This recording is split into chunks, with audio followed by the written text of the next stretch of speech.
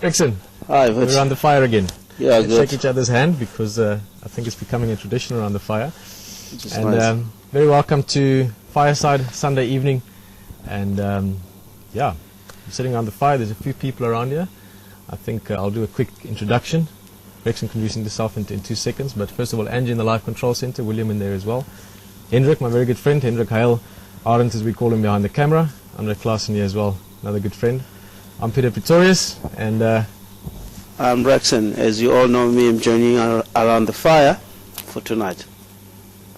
what did someone call you today, Rexon? Leopard tracker. Leopard tracker, yeah. And it's certainly been a good week, I think, for leopard tracking and for talking about leopards. I think that's partly what we're going to talk about to a large extent tonight. So,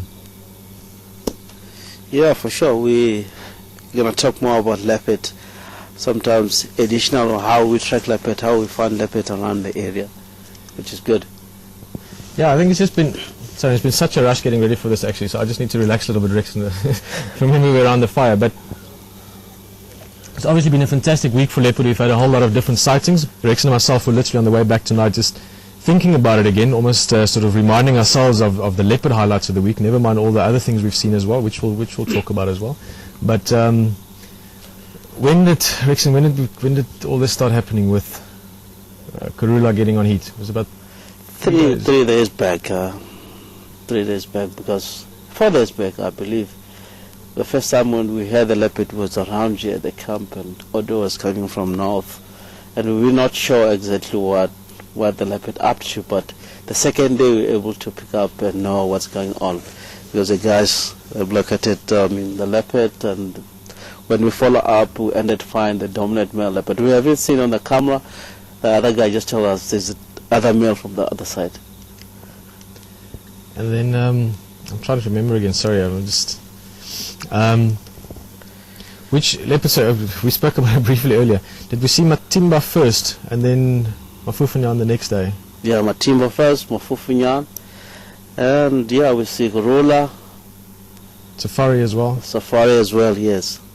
It's actually been quite amazing because it's the way it's gone is we've met a whole lot of leopard within a relatively short space of each other in terms of time.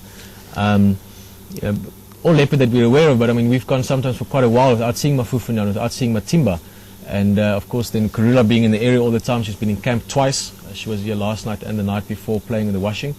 And what's interesting as well is the relations between this. Now again, Rexon can embellish on this more, but essentially you've got Safari, who's a great leopard that I've known for a long time, since my early days of guiding here, and her offspring, Matimba a male, Karula a female, and all of them active in the area.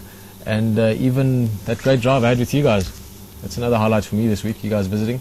On that surprise drive we had during the day yesterday, we saw Tingana. So we've seen 3 generations and 2 separate offspring from Safari in the space of a week.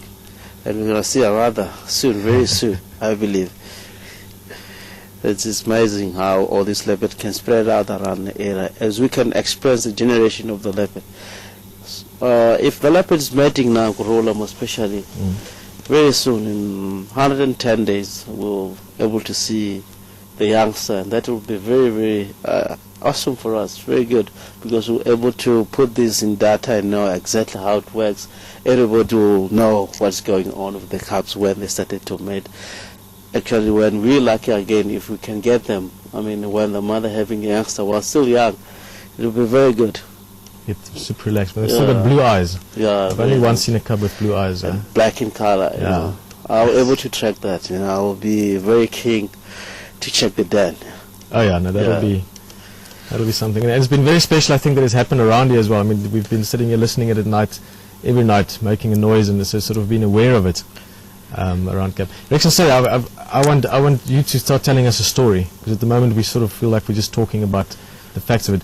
You said earlier, this morning when we spoke about Safari, how she lost the eye. Now, for those of you that haven't seen her, Safari is a beautiful female, quite old. There's a lot of history to it, but she's got a very, very easy way of being recognized. She's got a opaque or a blind right eye, essentially, and you can see that quite easily. Now, Rexon knows the story of how that happened, and tell us, please. Yeah, as Peter have expressed the story early in the morning, just touching that and what happens. There was a dominant male that well known from south called Shivati. He was a mafia, you know. If everybody around the area, Peter have caught it right, they called him Mike Tyson because he was fighting with all dominant men around. I mean, south and also heading down north. It was well known. The leopard was coming down from Londolozi. The mother of that leopard was called Tugwan, a female. He crossed over Seine River. What is she called? Tugwan. Tugwan, like Hamerkop. Yeah, Tugwan, Okay. female. He crossed over Seine River, ended to the south of Savisan, and he became a dominant male. Remember that time it was three spot that was around the area. Yeah, I remember 3 spots. It was pretty. Yeah, when he come over this side, found that safari female she met with 3 spot, and Shivati come over and took over from a dominant sheep, and she find safari female having youngster. As you know that, and also it's a question, if a dominant male come into the area, find the female having youngster, what's going to happen? It's doing the same as line they do, exactly the same. You know, when he comes there, she found that female having youngster, and the youngster tried to protect the youngster. How she lose the eye from there, from safari female, from Shivati, which is amazing.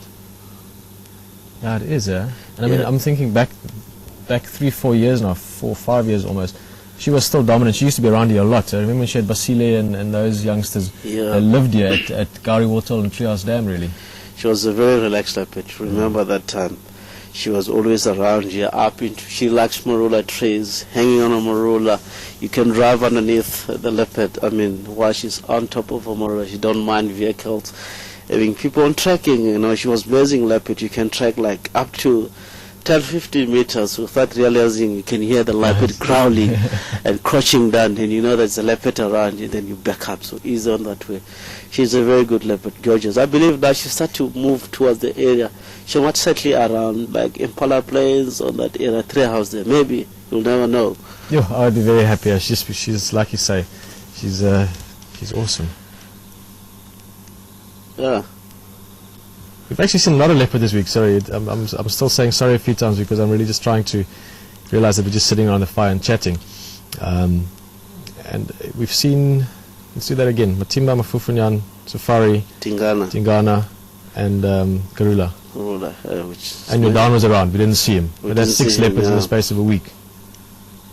So look like this week we're doing well with leopards, huh?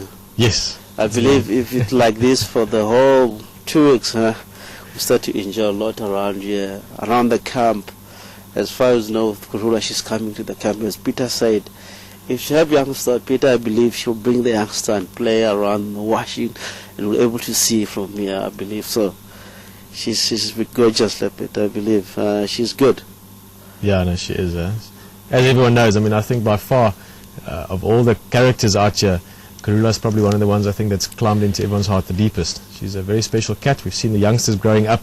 And Rexon, actually, what do you think? What's your take on, are they going to stick around for a little while, Saseka and Tingana? Are they going to leave quite soon, or what do you predict on that? In general, leopard, when you have the youngster, the leopard getting independent, it doesn't mean it will have to walk away immediately from the spot. What's going to happen, it will wait for the mother until get the youngster. It's where the mother will start to push them for the safety of the youngster.